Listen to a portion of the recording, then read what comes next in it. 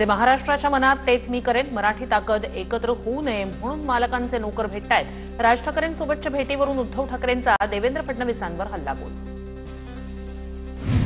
Shiv Sena प्रमुखांचं brand पुसायला निघाले तर तुमचं नामो निशाण पुसून टाकेन, उद्धव ठाकरेंचा विरोधकांना इशारा।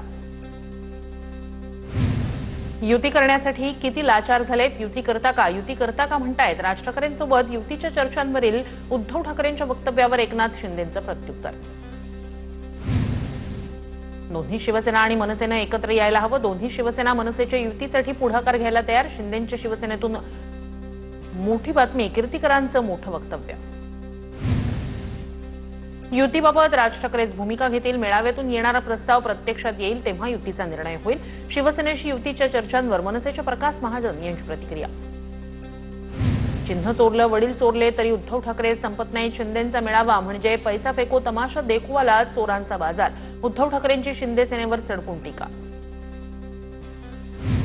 शिवसेना प्रमुखांचा ब्रँड पुसायला निघाले तर तुमचं नामोनिशाण पुसून टाकेन। अंगावर येताना अँब्युलन्स घेऊन या, जाताना आडवे होऊन जाल। मुंबई महापालिकेवरून भाजपला उद्धव ठाकरेंचं थेट आव्हान।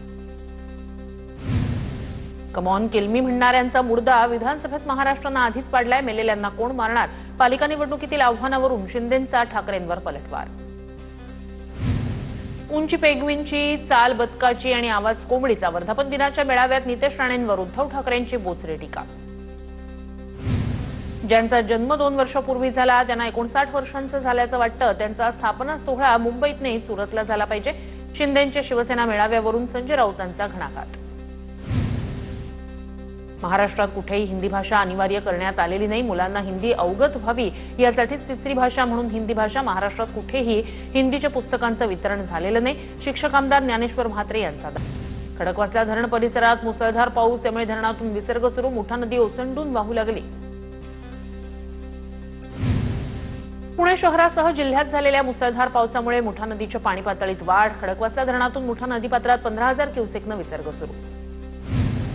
डेक्कन परिसरातील मुठा नदीपात्रातील लोकांना सध्या इतरत्र हलवलं। खडकवासला धरणातून पाण्याचा विसर्ग वाढवण्यात आल्यानं मुठा नदीच्या पाणी पातळीत वाढ। पुण्याच्या आळंदीत मुसळधार पाऊस दरम्यान इंद्रायणी नदीच्या पुलावरील लोखंडी रेलिंग तुटलं, त्यामुळे प्रशासनाकडून भक्ती सोपान पूल बंद। रत्नागिरीच्या खेडमध्ये जगबुडी नदीनं इशारा पातळी ओलांडली। खेड बाजारपेठेत जगबुडी नदीचं पाणी शिरलं, दुकानदारांची तारांबळ। पुराचं पाणी मटण मच्छी मार्केट परिसरात शिरलं, व्यापाऱ्यांचं नुकसान। भिवंडी शहर आणि ग्रामीण भागात रात्रीपासूनच मुसळधार पाऊस। कामवारी नदीची पाणी पातळी वाढली, नदीत वाहून आलेली जलपर्णी पुलाखाली अडकली। पाऊस वाढला तर शहराला पुराचा धोका।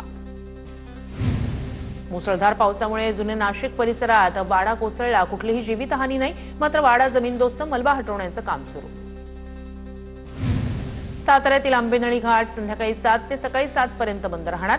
मुसळधार पावसामुळे खबरदारी म्हणून प्रशासनाचा निर्णय, पुढील आदेशापर्यंत दररोज ठराविक वेळेत आंबेनळी घाट बंद राहणार।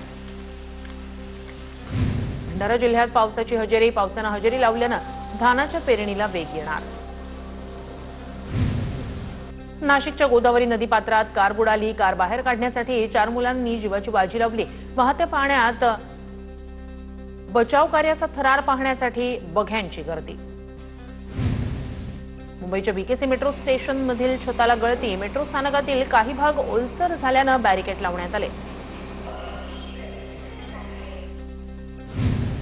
मुंबई गोवा महामार्गावरील बोरघर इथे महामार्गावर पाणीच पाणी, वाहतूक खोळंबली। मुंबईकडे जाणारी वाहतूक दुसऱ्या लेननं सुरू। ठाण्यातील शहापूरमध्ये पूल नसल्यानं नागरिकांचे मोठे हाल, ग्रामस्थांना विद्यार्थ्यांना जीव मुठीत धरून करावा लागतोय प्रवास। लवकरात लवकर पूल बांधून देण्याची नागरिकांची मागणी। बाणगंगा नदीत तरुण वाहून गेला, प्रशासनाकडून शोधकार्य सुरू। रात्रीपासून सुरू असलेल्या सततच्या पावसामुळे बाणगंगा नदीला पूर। पुण्यातील आयबी गेस्ट हाऊसच्या आवारात मोठ्या प्रमाणात साचलं पाणी, गेस्ट हाऊसच्या रूममध्येही शिरलं पाणी, पार्किंगमधील वाहनंही पाण्याखाली। सातारा जिल्ह्यात महाबळेश्वर तापोळा रस्ता खचला, चिखलीशेडजवळ दरड कोसळल्यानं रस्ता खचला, वाहतूक बंद। तातडीनं रस्ता दुरुस्तीला सुरुवात, पावसामुळे दुरुस्ती कामात अडथळे। रायगडच्या कुंडलिका आणि अंबा नदीच्या पाणी पातळीत वाढ, दोन्ही नद्यांनी धोक्याची पातळी ओलांडली। नदीकाठच्या गावांना सतर्कतेचा इशारा। अंबा नदीनं धोका पातळी ओलांडल्यानं नागोठणे शहराला धोका. कोळीवाडा परिसरातील घरांमध्ये शिरलं पाणी. संपूर्ण परिसर जलमय. नागरिकांचं सुरक्षित ठिकाणी स्थलांतर. सकाळपासून नाशिक शहरासह जिल्ह्यात मुसळधार पाऊस. गोदावरीच्या पाणी पातळीत वाढ. रामकुंड आणि गोदाघाट परिसरात गोदावरीची पाणी पातळी वाढली. नाशिकमधील नांदूर मध्यमेश्वर धरणातून पाण्याचा विसर्ग सुरू. गेल्या काही वर्षांनंतर जूनच्या पंधरवड्यात पहिल्यांदाच विसर्ग सुरू. गोदावरी नदीकाठच्या नागरिकांना सतर्कतेचा इशारा. धुळे जिल्ह्यातील 12 मध्यम आणि 45 लघु प्रकल्पांमध्ये पुरेसा जलसाठा. यावर्षी मागील वर्षीप्रमाणे पाण्याची तीव्र टंचाई भासणार नाही. पाटबंधारे उपकार्यकारी अभियंता विवेक महाले यांची माहिती. कल्याण पूर्वेतून उल्हासनगरला जाणारा पूल खचला. खडेगोळवलीतील 100 फूट रस्त्यालगतचा पूल खचला. कल्याण डोंबिवली पालिकेकडून पुलावरील वाहतूक बंद. पालघरच्या सातपाटी समुद्रात पोहण्यासाठी गेलेल्या 6 तरुणांपैकी एक तरुण बुडाला. उमेद इम्रान शेख असं समुद्रात बुडालेल्या तरुणाचं नाव. उमेदला वाचवण्यासाठी गेलेले इतर 5 तरुण सुदैवानं सुखरूप वाचले. संत ज्ञानेश्वर महाराजांच्या पालखीचं प्रस्थान. टाळ मृदंग आणि माऊलींच्या जयघोषात पालखीची प्रदक्षिणा. मोठ्या संख्येनं वारकरी प्रस्थान सोहळ्यासाठी उपस्थित.